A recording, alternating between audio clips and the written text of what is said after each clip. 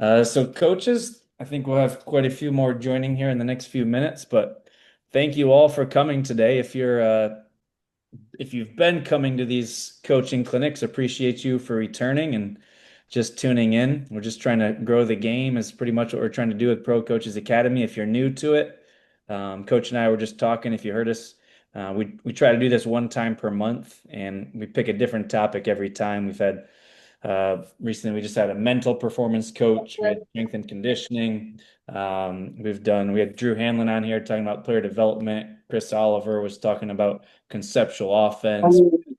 Somebody on here talking about 3-on-3. So trying to get a bunch of different topics. Today we've got Coach Antonios Torvas about the Princeton offense.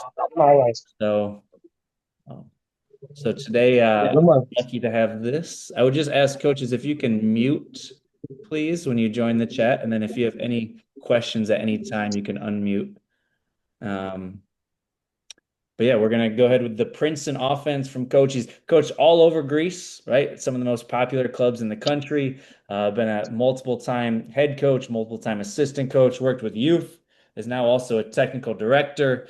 Has a lot of coaching experience, was recently with Riyadi, one of the most popular clubs in Saudi Arabia. So he's just got a wealth of experience, and today he's going to cover his free-flowing Princeton offense. So, Coach, I'll let you get started. And if anybody has any questions at any time, you can put it in you can feel free to use your voice to stop, Coach, or you can put it in the chat. And then I can see that. I'll check the chat every few minutes and I can stop Coach at any time. So we encourage questions. We want questions. And with that, I'll let you take over, Coach. So first of all, thank you, Matt. Thank you for the invitation. I'm very happy that I'm here. I hope that everyone will find all this presentation interested. It's going to be, hopefully, something new, or if someone knows about the offense, it's going to be good. Maybe we'll learn something different, and we'll see how I'm thinking about the offense and why I choose all my teams to play this kind. So I don't know if you want me to start with a presentation, I guess. Yeah, that'd be Let me great. share my screen.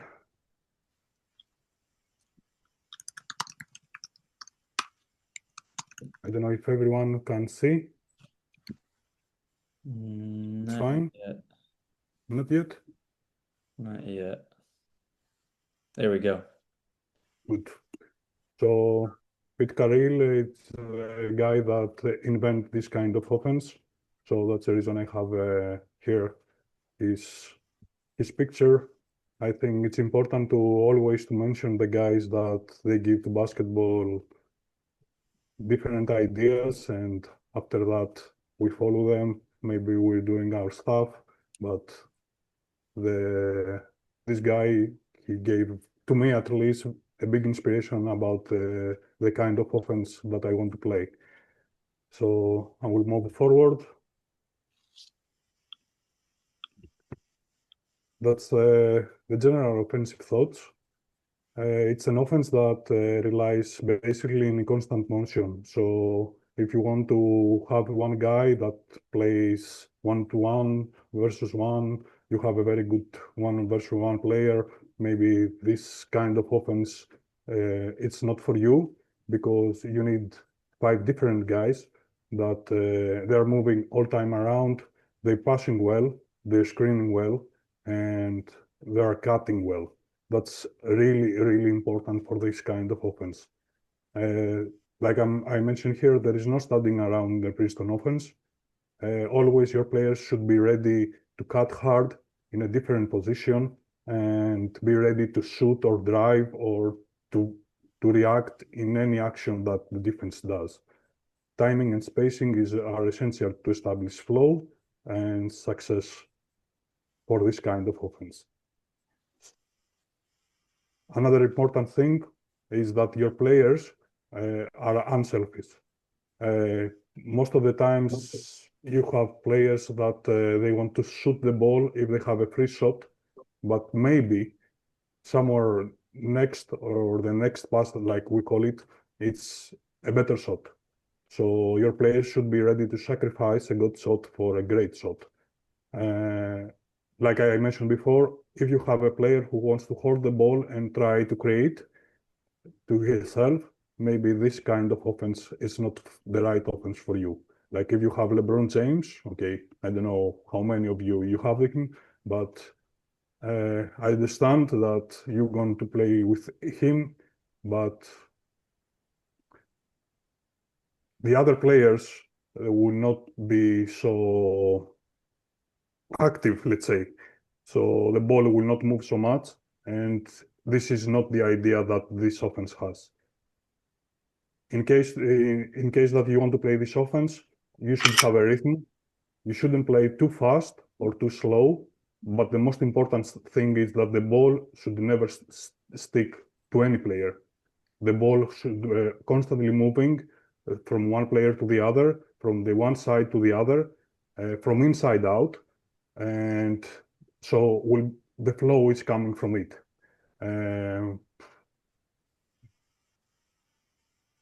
If we want to go, I'm going really fast for the presentation because I want to show you all the offense in the video.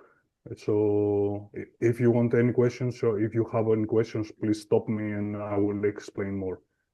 The strength of the offense is that from the young age, you can use it from really young age, to be honest, because it teaches the players how to play. When you run this kind of offense, there is not this that we call it plays. It's more a read and react offense. Like the players should read what the defense does and react accordingly. This means that you have really intelligent players.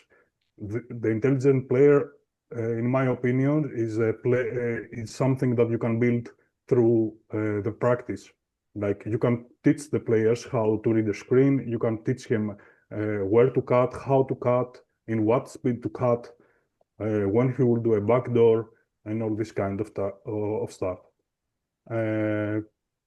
One really important thing is that if a player in young age or maybe later in, let's say, around 18, 20 years old, have the experience of this offense and will move to another club, to another division or what, this will help him because he already know how to do the basics, the fundamentals, let's say.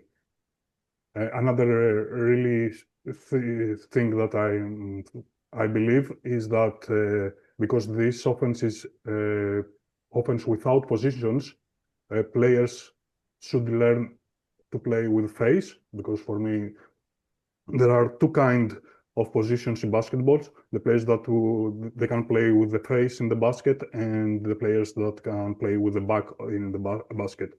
So if you play this kind of offense, the players should know both of them. And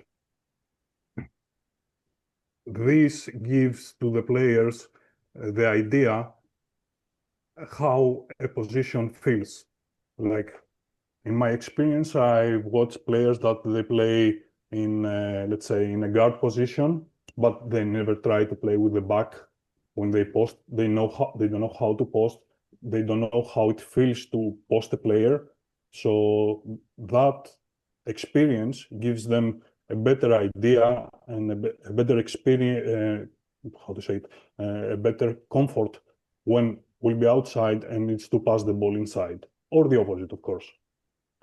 In this kind of offense, the players have options. They can cut, they can screen, they can drive, they can shoot, they can do everything that is about the basketball. So after the strength, there are coming the weakness. Like I said, if you want to play this kind of offense, your players should pass well, cut, dribble, screen, score from both sides, inside, outside. So if you have players that are limited, maybe it will be tough for them to learn, because there are too many options in this kind of offense, and you need time, and the players should learn all the actions of all positions. So I don't know which clubs are you coaching, or if you have the experience of recruiting, or you have players that you have already in the team, but this is really important, that your players should be intelligent and you need time to teach them. It's not an offense that you can use it in, let's say, 2-3 weeks or 6 weeks in the preparation time, and you thinking, okay, I'm going to a new club and I'm recruiting players, or I found players here, and in 6 weeks they will know everything. This will not work. Maybe you should teach them some parts of the offense, and later on you will teach them some other parts. From where you start, it's a big discussion. Coach Vlad, coach of Olympiacos, Maccabi, he won the national championship in NBA. He was using this kind of offense. He always was starting from the low actions. I personally start from the point or from the team, depending on the team that I have. So this is something that is about you, about the players that you have, and what you will choose that is the most important to teach first. It's not like a rule that we are starting from this or from that. A really important weakness is that if you have poor spacing, this offense will not work. The players should run with the correct spacing, and in order to be this offense effective. In Greece, and coach Zeliko Bradovic, when he was here, he was always telling that timing and spacing, it's all basketball. That's the most important thing in every offense, to have good spacing and good timing. So this will work also from here. Another weakness is that if the defense goes under and you have a bad day and shooting, this offense could be, I call it jump shooting. Like there are too many free shots that if you not make it, the defense will stuck inside and will not work perfectly. So another point that you have to have in your mind, that you should have players that shoot well from outside the 3-point line. Players should be patient. They should always have in their minds that the offense is designed to have a lot of different scoring actions in every phase. So it's not like if you have to score from the first phase.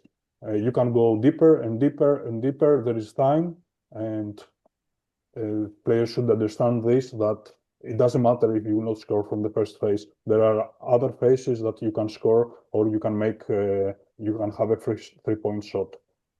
Something that I don't mention here, that's I should it, that the most important things are to have good 3-point shooters, good athletic players that they can drive or cut hard or make backdoor cuts in baskets. So like you will see after a while in the videos, if you have 3-point shooters that they are shooting well, all the paint is usually empty. So the defense will go out and you can hit the defense from inside. When you start to hit the defense from inside, the defense has to react. You will have open free 3-point shots. So it's working like this. Here I have some personal thoughts. Coach, can I stop and ask a question right now? Yeah, definitely. We've got one in the group chat. Thought this would be a good time because you were just talking about some shots. Somebody asked, could you please define a good shot and a great shot within this offense? Yep. So for me, a great shot, it's I count the shots when we're taking the statistics. We have something that we call it points per position. So for me, a 3-point shot that has, let's say, from a guy that has 40%, it's better than 40% from 3-point. It's a better shot than a guy that he scores, let's say, 2-point shot with 50%. I know the points per position, it's in the one side 1,2 and the other it's 1. I want to have layups, that they are really high effective shoots, free throw line shots after a foul or something, or 3-point shots that from really good players that they can shoot the ball well. I don't know if that helps or I should So analyze it more. are you trying to avoid the mid-range shots then early in the offense? Yeah, definitely. Okay. Definitely. If it's not inside the 3-point line, inside the paint, I will try to avoid it. Okay, always there are exceptions, but if you have a great player that can do a pull-up with, I don't know, 80% or something, I will never say no. But in general, in my idea, it's like I love threes. I like threes. I love the layups. That's in my mind. And then, I'm trying to go in this kind of shots mainly. so would you say the Princeton offense does a good job of creating threes and layups in comparison to some of the offenses you ran in the past? That's the target. Yeah. To be honest, that's the target. Like to shoot threes and to have layups. That's the main target. Like I said, there are exceptions, but the main idea is that to move the ball around, to hit from inside or from outside the 3-point line. Got it. Thanks, coach. Okay, so here I have some personal thoughts. In Greece, in Europe, most of the coaches believe that the perfect offense is the offense that reverse the ball from one side to the other side. My idea it's a bit different, to be honest. I believe that, and I like that the quick, fast basketball, it's the most nice thing to see, the basketball that use the least passes or dribbles. And if you can score fast with a high percentage shot that we just analyzed, that's the perfect basketball. Like a coach, I realize early that sometimes in order to have this, you cannot coach every position. Sometimes you have to sit back, like I'm writing here, and let your guys to have freedom to choose their action. Like if you are a coach that you want to play five, the call five, the down, I don't know how you call it, your plays, and you want to have all the how to say it, all the action. No, it's not the right word. To control. Okay, let's call it like this. To have all the control in every position, you will never make to play so fast like I have it in my mind. Because there is no time. Like maybe you have a rebound and you're starting a run and you want there, there's okay, let's say this first. Maybe it's a bit later. When you play Princeton, there is not secondary break. Princeton is the main secondary break. So you use it like this. I'm using it like this. So you are not calling every phase of the game. In my previous team, I had a rule. Every time that the opponents they score the ball, I call a play. If they don't score, the players play of their own. So like this, you give some kind of freedom to your players, and there is the structure. The structure is coming from Princeton. Like every player knows where to go, so we'll have the correct spacing that we mentioned before. But for me, in my ideas, the players should have also the freedom to play and let them play to show their talent because like this they enjoy more the game.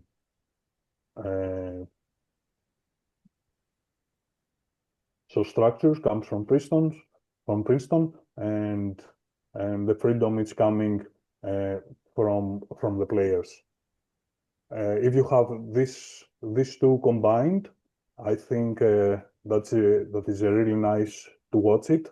The players enjoy it more, and they don't feel like robots because I personally don't like robots. I don't like every player to every offense to call a play, and the players should do exactly the system or the play does.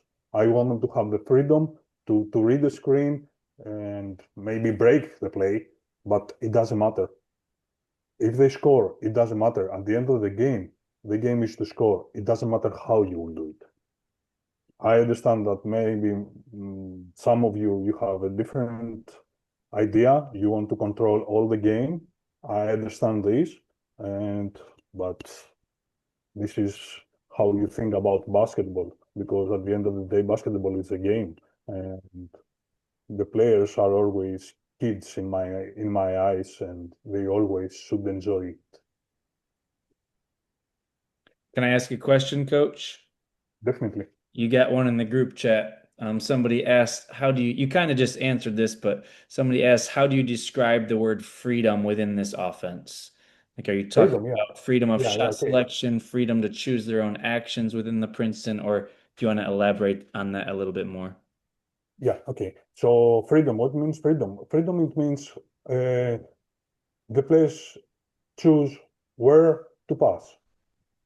What, like, we'll choose to, let's say, to pass inside, and we'll take the ball and we'll make the low action, let's say, or the player should go and pass in the high post, and we'll have a different action. That's a kind of freedom. Another, there's not a play that you are telling to the player, the first pass should go there, and then you will do this kind of screen. Like you will see a bit later when we're going to go to the faces, I think is the next layer. You will see that there are different actions, different choices in every action. You are not calling them. You leave the freedom to the players to decide where to go and what action they will do.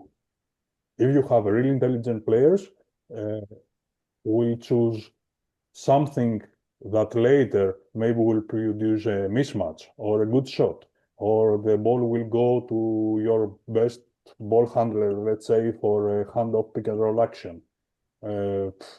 Anything.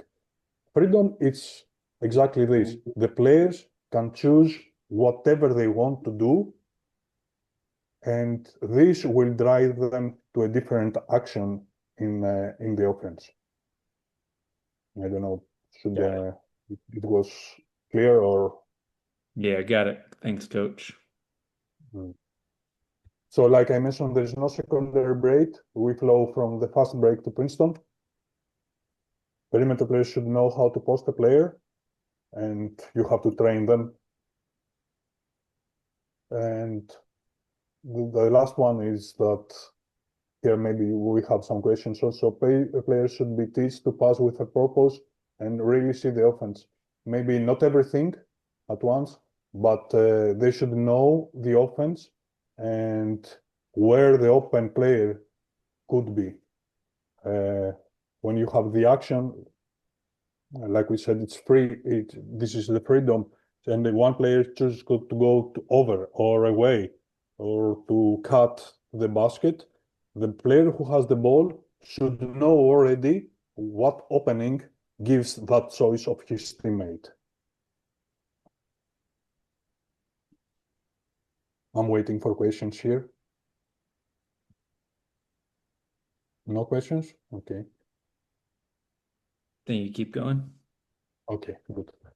So here are the three main phases of Princeton. I have some diagrams so everybody can see. So the first one is the point series. I usually, as I mentioned, I start from this, the teaching. One thing that I want to mention here is that if you play this offense and you are a coach that in the younger ages, this offense will help you a lot. Now I'm working like a technical director, and I start using it in this new club that I'm working in the young ages. And in 1 month, I see really players that they start to understand the basics of basketball. And here I want to say that basic for basketball, the main basic for basketball is the screen. I'm not talking about fundamentals, but about the basic, how a player can read the screen. If you have a player that really knows how to read the screen, it doesn't matter what play you will use. The thing is to read the defense and take the correct choices. Like, let's say if the defense goes under, the player should know that should shoot the shot. If a player goes, they switch, the players should know that there is a mismatch and they have to find it. If there is a cheat, let's say, trying to cheat or steal at the screen, the players should go backdoor and all this kind of stuff. So if you have a team, let's say under 14, under 16, under 18, from this kind of offense, you can teach them everything. And after that, when they will grow, it doesn't matter if they will go to another team and they call plays. Because of that, will always take the correct decision. Okay? So here I have the diagram. The point away is when the one player gives the ball to the high post, usually is the 5 guy, and screen away. Here you have 3 different things. The first one is when the 2 players is making the reject, how we are moving to the correct spot. The second diagram is if the 2 players make a curve, and the other one is, let's say, if they have a switch in the defense, how they will move. The rule here, if you want to use it, it's one player should go inside the paint and the other player should go outside. Usually, this is the player that the cutter, not the screener. But sometimes, if you know that they will switch or the defense is prepared, they are scouting, and you know what to do, maybe the one player will take the decision first, but this is an exception. It's not the rule. So because we are talking about the freedom, let's say that the player 1 pass to the player 5 could go away. That's the 3 diagrams that we are talking, but could go over the screen from the other side and make a screen and away screen there. And again, you have all the choices. This is the read and react that I'm calling. And the player, the cutter, reads the defense and has to react and take the correct decision. But the freedom is the player 1 is free to choose whatever wants. You are not coaching him. You are giving the choices, and then the players can play like they think. This is the point, the third choice that the player 1 has after the pass to 5, can cut inside, maybe for a handoff, or use it, maybe can make a tight curve, or whatever what. And from here, like, okay, imagine that the player is under the basket, you can use whatever you want. You can make an elevator screen, okay, with 3 and 4, and if he's a great shooter, to take him out. You can make a down screen or a pin down screen, so he will come back for a pick and roll or for shoot or for handoff. That's the main idea, how to start the Princeton, and from there, it's your ideas, what you will use later. You can use whatever you want. Coach, when you start teaching the point over or point away or point under, do you do it right 5-on-5, or do you like to start 3-on-3, or do you have a preference with that? I have it in the last layers. I always start with 3 versus 3, always. Okay. So there's no weak side, and their focus of the players is how to read the screen and take the right decision. That's the most important thing for me. What do you When do? they know really well this, we can put the other players in the weak side. So the 5 player that is mainly the passing in the point series, the passing guy can see also the other choices. Okay. And you have a question in the chat. What do you do if your 4 or 5 men are not good passers? Because that's a spot we were just talking about. You want them to be a good decision maker, right? What if it's not a skilled player in that 5 position? Do you change anything with the offense? You transfer him. Get rid of No, him, I'm huh? just kidding. No, I'm just kidding. No, but it's a good idea. So what do? You can use another player to do this job. Like, okay, let's say you can start this offense playing horns. So usually in horns, you have a 4 player and another player. Maybe it's the 4 or the 3 or whatever. You can play this kind of offense and you will pass the ball to the better passer.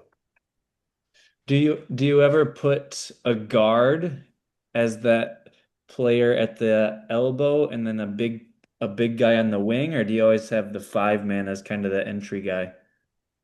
I personally believe and I want the 5 guy to do the job, and that's the reason I always am trying to have like we were talking before the seminar. I want a 5 guy that shoots 3 and pass. I don't care if he can play well with his back.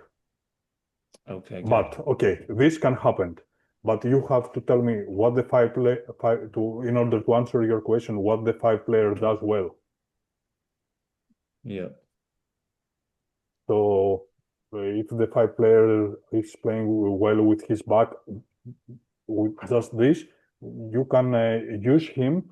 So will be the guy that will start from the top, will make let's say a branch screen or a screen to someone else. So this other guy will go on the top, will receive the ball, and you will start the point series from there. Okay, gotcha. Another question, please. Um, Okay, so should I move forward? got one here in the group chat. What do you think Mhm. about switching roles on position players? If you have a really complete team, use the 5 or the 1 or the 2 on different spots to improve and generate players. So putting them at different spots. Do you think this is a kind of That's the formation? reason I mentioned in the beginning that all the players should know everything. Yeah. Uh, so everyone can be used like a 2, 3, 4 forward guard, center, or how you call them. Every player should know how the other position feels. Ideally, it's So positionless, right? yeah, it's positionless. Later on, you will see in the video that there is you can use this kind of offense 2 times. Maybe in the University of States, at the time of the offense is 30 seconds. Maybe you can use it maybe 3 times. So all the players they are changing position spots. So everybody should know everything. Okay. You can keep going. Okay, so this is the low post. Here you can always use your ideas. I put a really basic idea. So if you are in the low post and you don't receive the ball, the 5 flashes to the elbow and you can start the point series. Okay, so that we started that we were talking all this time before. So in the low post, if you put the ball, I put a really basic idea that this guy, when he passes, he screens away and then they read the screen. But here you can use whatever you want, like you can pass and make a stagger screen or an Iverson screen for 3.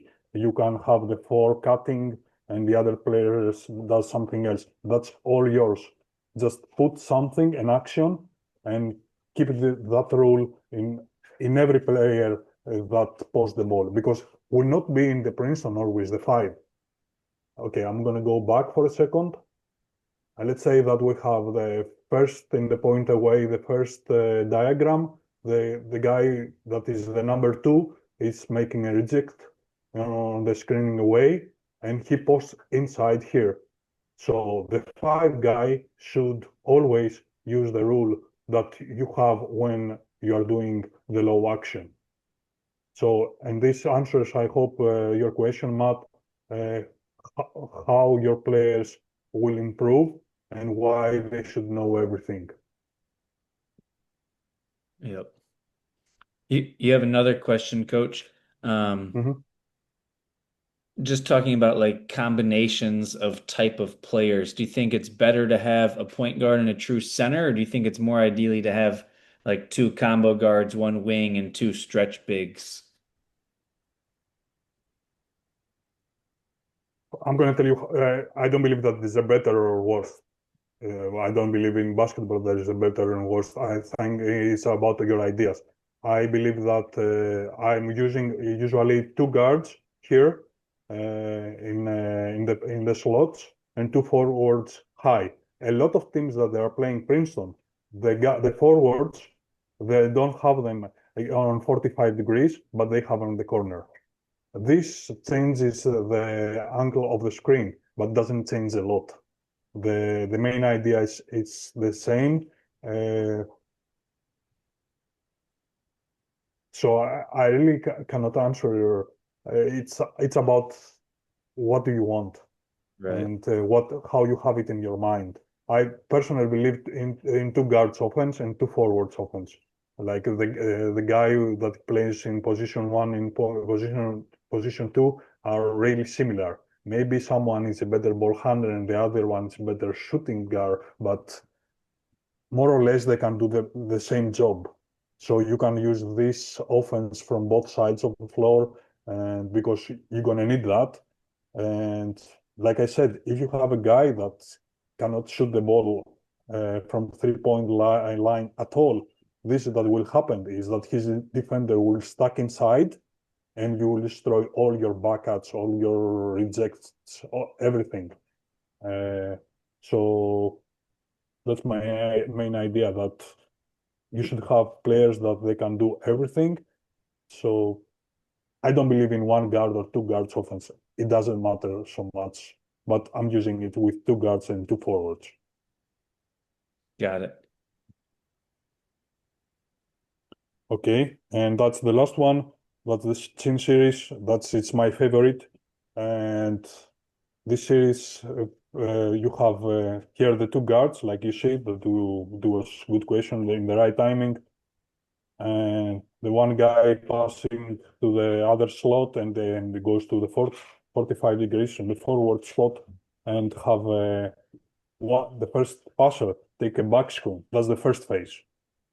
Here, you should teach the players all the reads.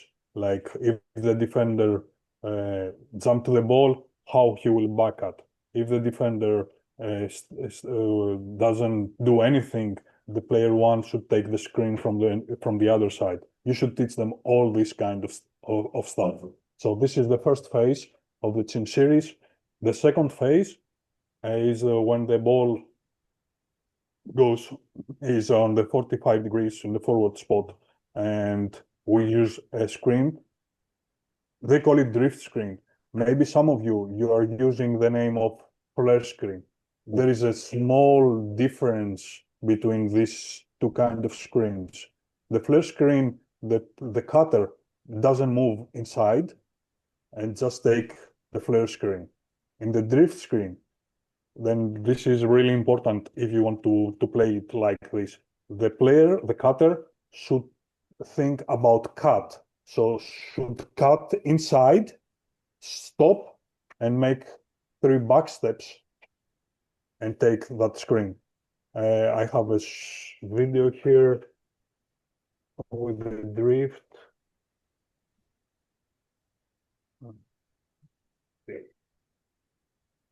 I don't know if everybody can watch it.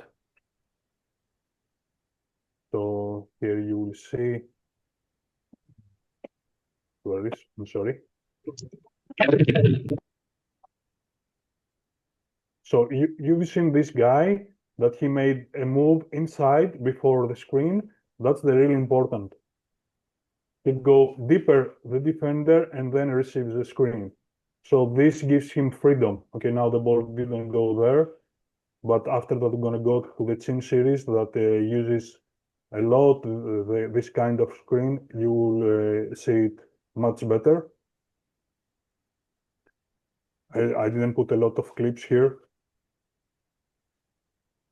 but when I'm gonna go through the chin series, you will have the you will have to watch it, and I'm gonna stop it again. And because you asked me, here are the basic drills that I'm using: 3 players drills. In the point series, the guy, it doesn't matter who, goes on the high post and screening away. And in the low post action, the ball goes inside, and whatever you use it, you can use it like a drill, and so you teach your players. I'm gonna share this presentation, so and it's gonna be also my email, and so if anyone wants to have deeper about drills that we use, or any questions or any help, it's free to ask. This is some drills for the chin series. I'm not gonna go through that. And here there are the 2 basic entries that they are using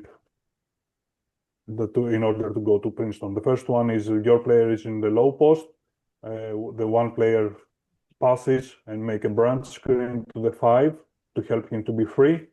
And if you want to use, let's say, the chin series, this is the main concept that most of the teams they are using. And from the one side, they will have a handoff, and from the other side, we have a screening away action. So I don't know if there is any question. Go through the video.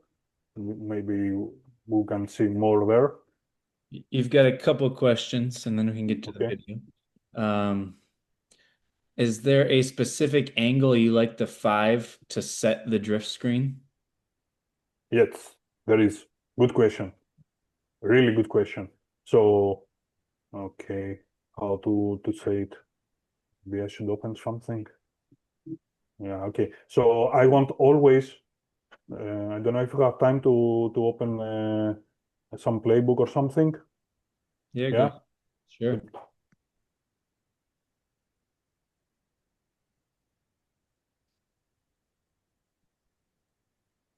Yeah, doesn't matter. So let's say that this guy will take the player 1 will.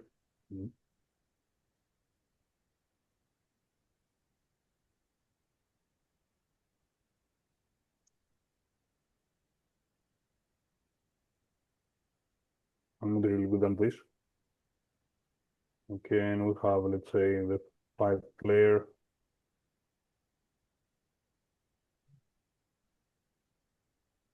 So the drift screen is when you are moving inside, somewhere here, and then you are going outside. And this guy, I would like to have this kind of angle. So his back always, let's make it correct. His back always is looking at the high post. That's for me the best angle that the guy can have. Because here, imagine that the other 2 players, so let's put them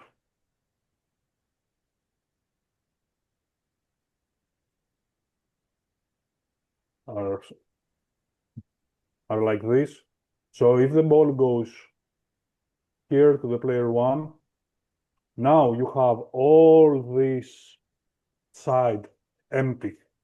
There is just one defender, the X4, and if you don't have a shoot, like the player, let's say, will go shadow, this guy can drive straight in the basket. The only help, that's not the drive, the only guy that can help here is the X4. So if this offensive player goes at the corner, you have one of the best 3-point shots that you can have in today's basketball. A shot from the corner, totally free. May I say something? Yeah, definitely. I don't know. Could you see me? Not really. I'm better. What? Maybe Matt can help me with this. Okay. We can't. That doesn't Can't matter. hear you. Doesn't matter. Yeah. It doesn't matter. I can tell. Okay. I played this chin action this season, the last season with the mine U19 team. Okay. Exactly how you show it. I entered the action with the handoff and the exchange on the other side. Okay. Where we made this back screen. We get some easy buckets with the first back screen. It was very nice. But we have problems with the flare screen. With the drift screen. Okay. Yes, with the drift, or we call it in Croatia flare screen. We have problems because my center, my 5 guy, usually forget to do that, and even when he did it, it was bad angle, I suppose, and we never get ball on the top. After that, if he couldn't get on the top, I was trying him to do curl,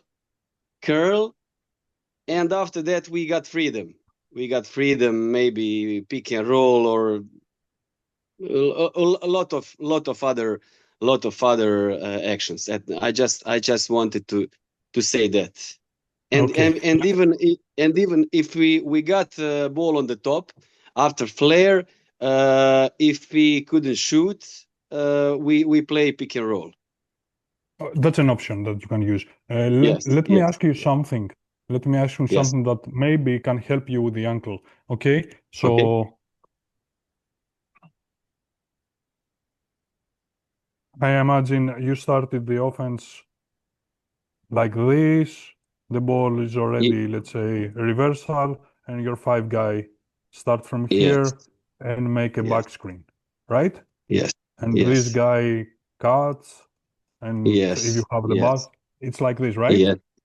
Yes. Okay, good. The question that I want you to ask, this screen, where was happening? It was happening here, more inside, outside of the 3-point line?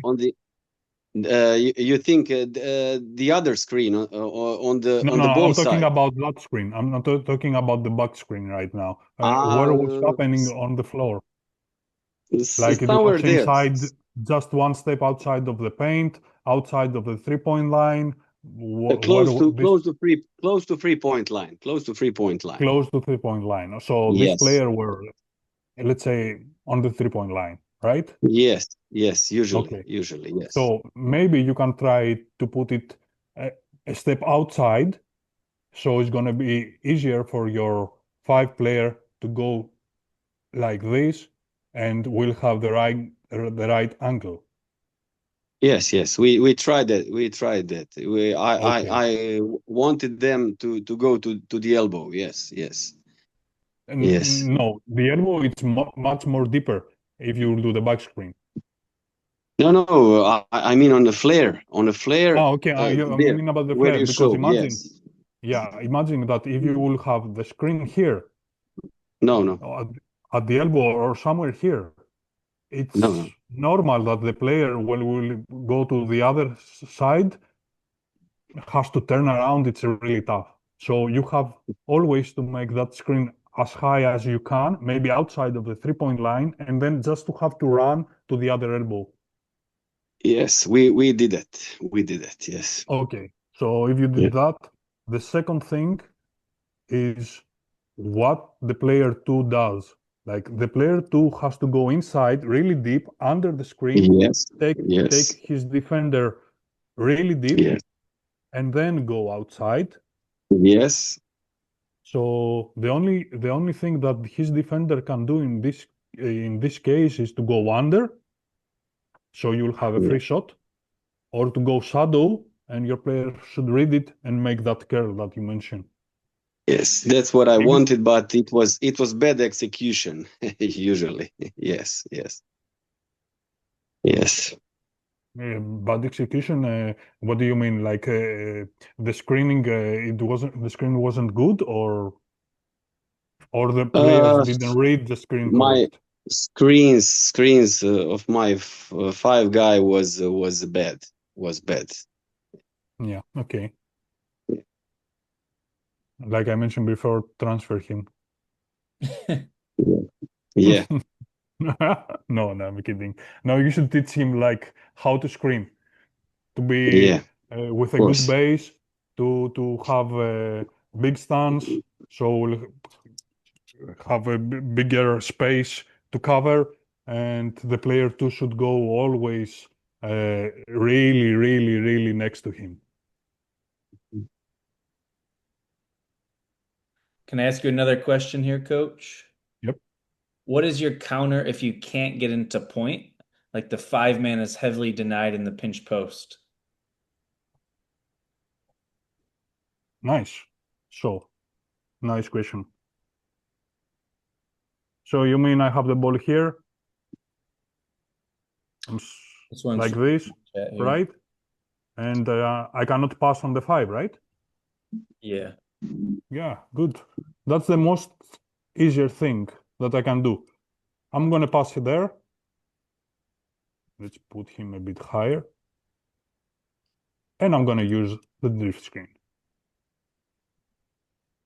Okay, so if you can't hit the big, that's kind of like a trigger to go into the drift screen.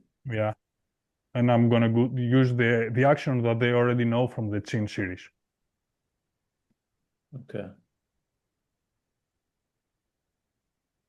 Of course, you can use it anything else. Like you can pass here and make a handoff, pick and roll, and this guy cuts and whatever you want.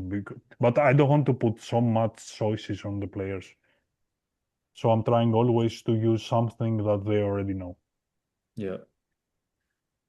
Okay. We also have a comment in the chat trying to help the motion of Coach Peter. What about teach them the split screen situation on that drift? For the previous question. Sorry, didn't understand the question. Um, in regards to the last situation where he was saying Hmm. the drift screen wasn't working. Um, what about teaching them a split screen situation on that Yeah, drift? definitely you can. Definitely you can use like oh, you mean like where like this, and you can always make here a screen and play 5 with 2. Yeah. Or if you want something else, you can use a stagger screen for 4. It's all about what do you want to do. There is not a specific rule that you have to do it Yeah. like this. Yeah. There are a lot of options there. Yeah. Yeah, definitely. That's the really nice thing with this kind of offense. Like you have an idea or you have something that you want to put the next year or something, or you to change something. You have a lot of options there. You've got another question, less on a specific action, more just kind of in general here. But how do you build trust between players so they can share the basketball effectively within this offense? Just like any strategies for building trust for that. You could take that a few different ways, I imagine. How you build trust between the players. Yeah, how do you build trust between players so they can share the basketball effectively? This is from the group chat. First of all, it's something that the players they don't have opinion for me. They cannot. They are players. They have to do this kind that the coaches wants to do. You are giving them, for me, the most important thing, freedom to play. So you have to convince them that this is the right way and this offense will work for them. And the trust is coming from the time, like when they are starting to realize that this offense is working, they will gonna share the ball. It's Yeah. not about trust. It's about what the players see that this idea is working. They get easy baskets under the basket.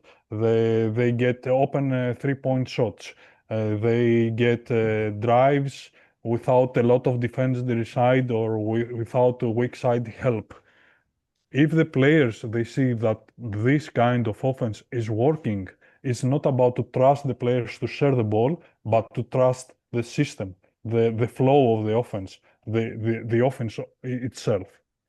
So if you want to work this, uh, the players should share the ball. It's not about to trust your teammate. It's about to trust the system. Well said. Thank you, Coach. I think you can continue now. Okay, let's go fast through a video. I don't know if everybody can see. I'm gonna move a bit faster. Matt told me to don't show everything because it's gonna be today's webinar. So here's the way action. You should reject, and then you can continue with, like one coach said, with a pick and roll. Here we have the reject. Nice. The video stopped. It's my internet? Or what? Yeah, maybe. We have the lagging, now we have internet issues. So here you see all the different options. You see how empty was that 3-point shot because of that cut. Here you have a pick and roll action. If you like pick and rolls.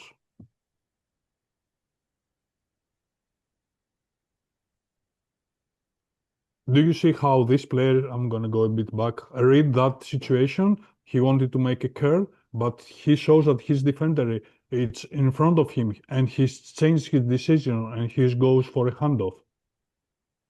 Yeah. That's the read and react that the players should know really well. Again here, dribble handoff action, and this clip is from Olympiacos. Olympiacos is a EuroLeague team, if you don't know it. That year, I think it was 3 years ago, that Olympiacos lost the EuroLeague title in the last second. He was using the Princeton Offense, but with a different entry. This is the entry that he was using mainly. He was making a stagger screen. The first player was rejecting that screen, the second player, and then was starting the action. Here you see that reject, it was empty. Okay, the 5 guy didn't see, but all was empty, the weak side. Here again, different entry. You see here they're using more staggers. That's a nice idea from Coach Barjokas. And like I mentioned, you need really good 3-point shooters. If you have really good 3-point shooters, this offense, you're gonna love it.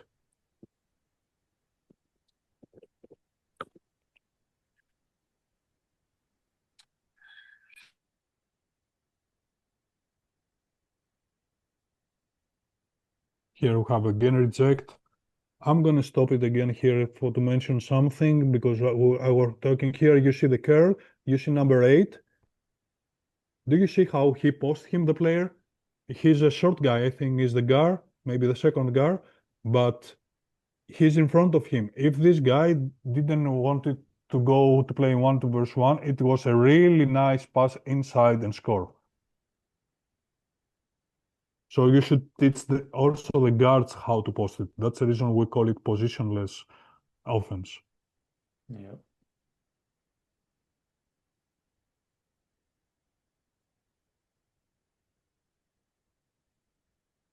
Here, reject screen again. I want to mention some things. I'm sorry, Matt, that I'm stopping the video so often. No. The 5 guy, one thing that you can mention to him when you are teaching the offense is to see the pass. We call it low and late. Like even if he doesn't look open at this time, that is early and high, look how open is in here that he's low and late. So maybe you are not open when you are starting the cut, and maybe you are open when you are low, and this late pass could be free.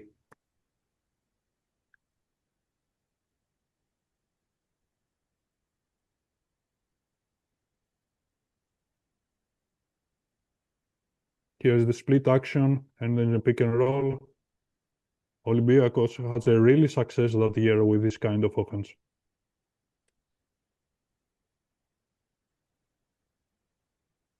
You see different entries, but always they're stopping, they're using the same split action.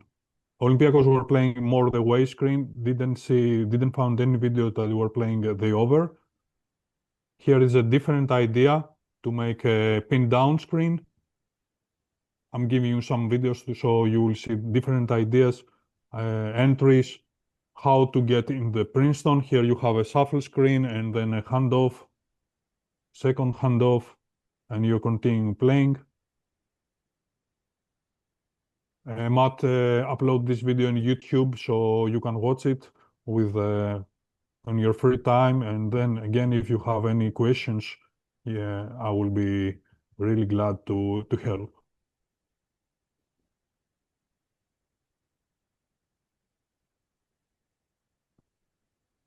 Also, Olympiacos using this like a sideline option. Another idea. And here is the chin. This is the back cut.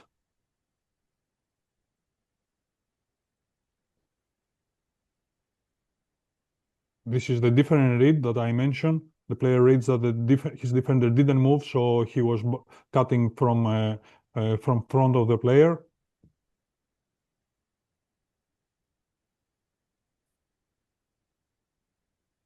This is the low and late that I mentioned before. Do you see that the women basketball, men basketball, a lot of teams, they are using this kind of in different divisions, areas, categories. They are using this kind of offense. Really important that your players should know how to read that screen.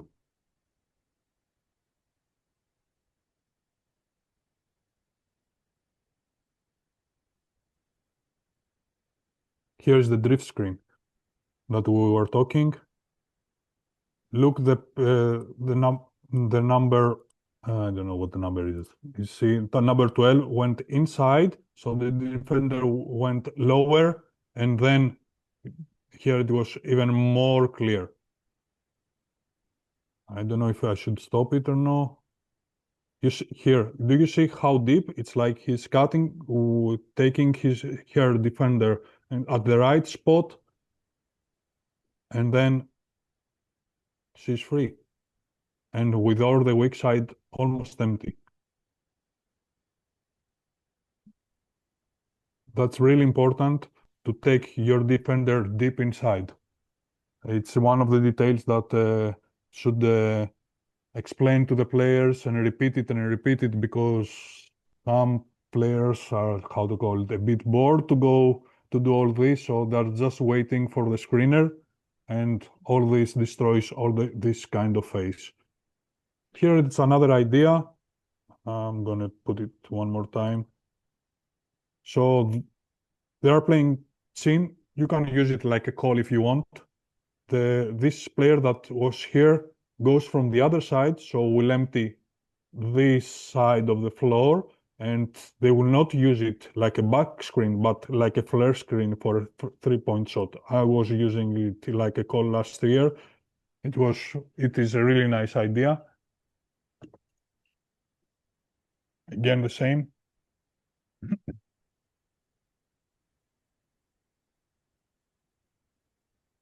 Here there is a pin down screen. Another idea that you can use it through the chin. Maybe you can have a call.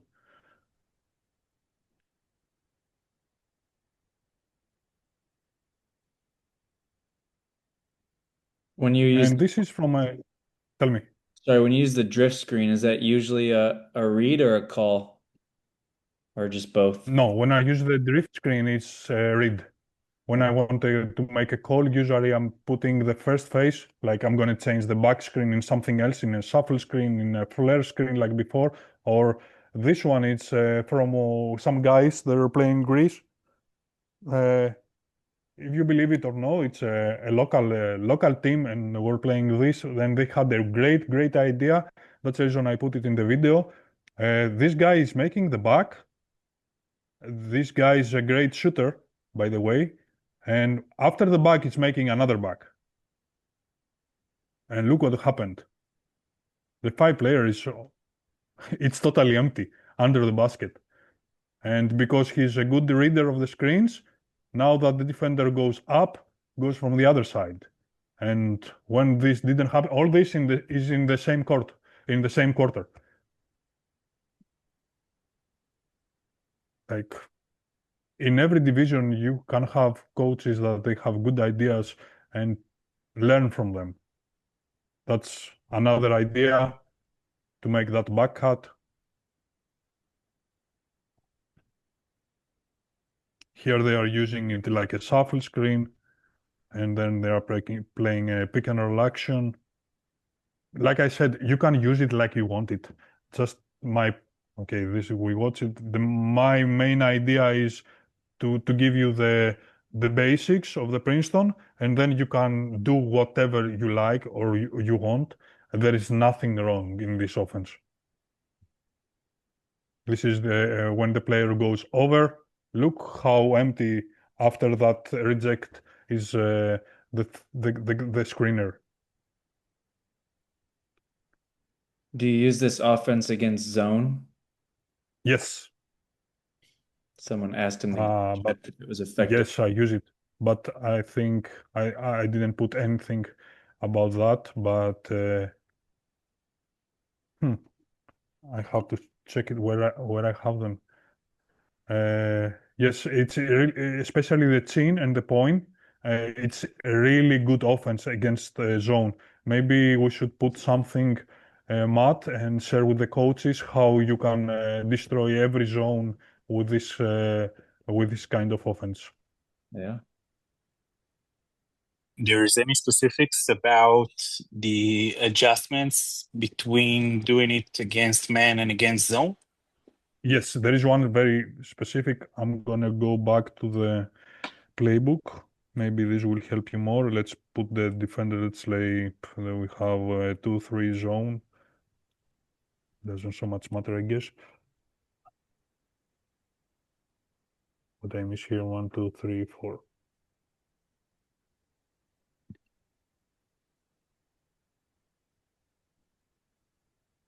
Okay. Someone asked, does it still work if you don't have a big man?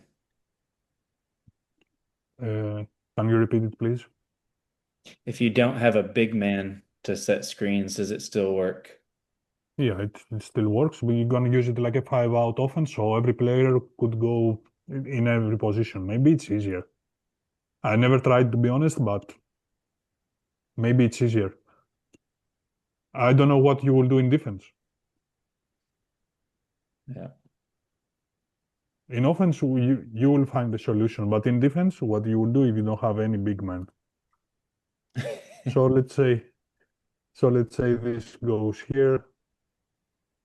Your main idea is to take the ball here on the high post. What will happen? Let's say we're playing the chin series. Okay, so the ball goes there. Okay, and this player cuts. What is this that you have to do is this player doesn't go at the corner, but go deep inside the paint. So when this player will go outside here, this player has to choose one of these players. Okay, this guy in the chin does the drift, let's say goes inside and outside, and this guy is here. So you are somehow like this. If you have a good 3-point shotter, this guy maybe it's more outside. So here you have 3 versus 2. There is no way to cover it, the defense. There is no way. You always have a pass. Or here, or here, or here. I guess all of you understand that what will happen if the ball in this situation goes to the high post, right? Like, there is no solution after that. Like, especially if this guy can shoot from here, the 5 player should go outside, and there is a pass inside. I can. Let's say but it's a 3-2 zone, like a different type of zone, not the typical one, the 2-3. Okay, let's put it. But you mean like to have a three players in front and 2 back, right? But that's Yeah. yeah. But I don't know, how even 1-3-1, no. different styles Okay, of. we can go through all that kind of zones. I have no problem. But Uh, look at this. Look at this. Like, even from the sketch, you can understand that there is a mistake. Okay, which player will go here? This one. This one should cover yeah. then this one. And this one, what, will go outside here?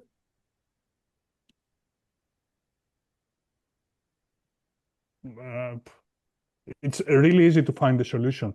Like, I don't know what else we want. You want me to choose, but you have a zone that is a single zone, I call it, with 1 defender in front, and you have 2 guards.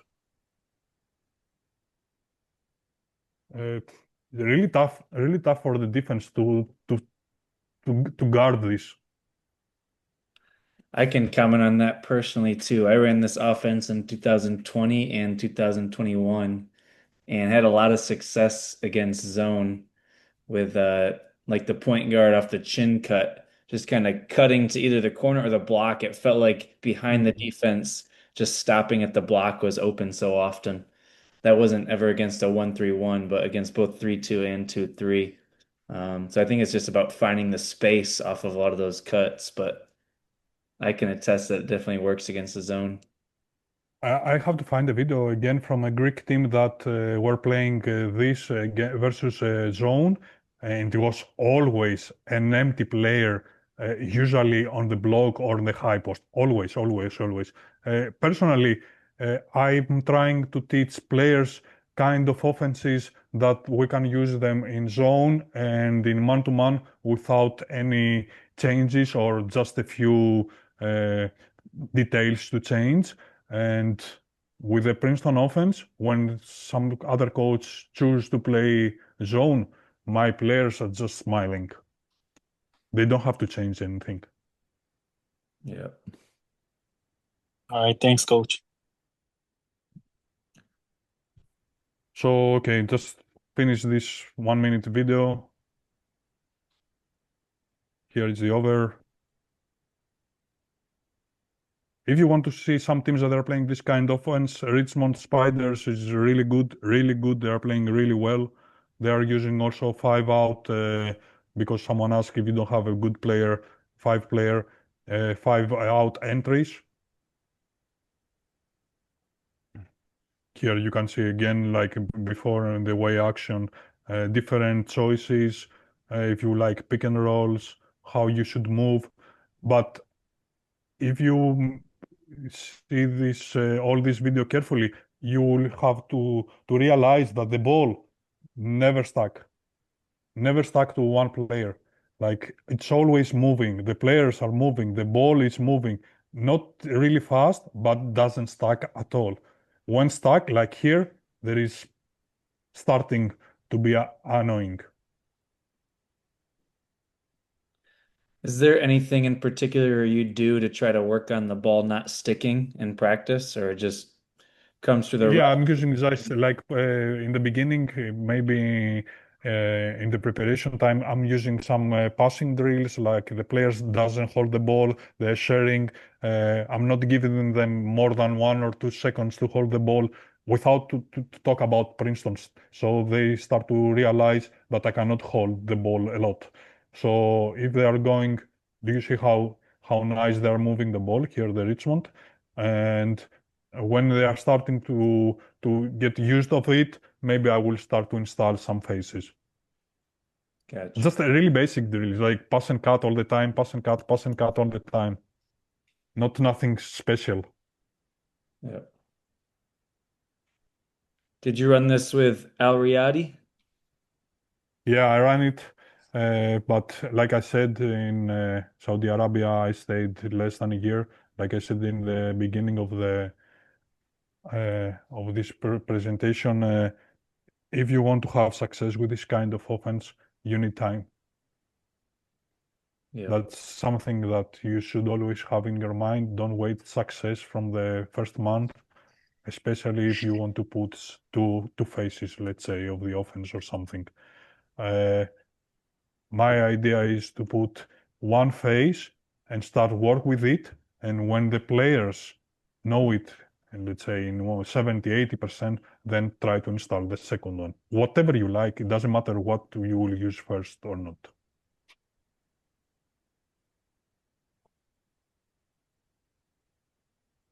You had another question, Coach, earlier in the group chat. You could kind of take this several different ways, I think, but somebody just asked how you mentally prepare your athletes for this offense before the season.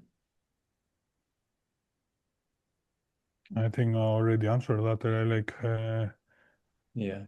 If you recruiting players, like we do in this period, we're trying to see players that they like to share the ball. We want players that they like to play fast. We like players that they like to cut. But if you don't have this choice to choose your players, and you're going to one team that the players are there and you should coach them, you you should prepare yourself for to be a lot of patient, because this will need time. I mean it. You have to practice them and repeat every step again and again and again and again. That's a really tough process, except if they are young. I realize that the young kids, if you will teach them this kind of offense and you will coach them this way, later on, everything will be much more easier and your life will be much more easier. That's the reason I'm trying to install this kind of offense in young ages. And let's say in under 14, you can teach them just the way screen. You don't have to teach them the handoffs and the pick and rolls and all this kind of thing. And when it will go under 16 and they know very well the previous chapter, you can teach them something else. And like this, your team is growing.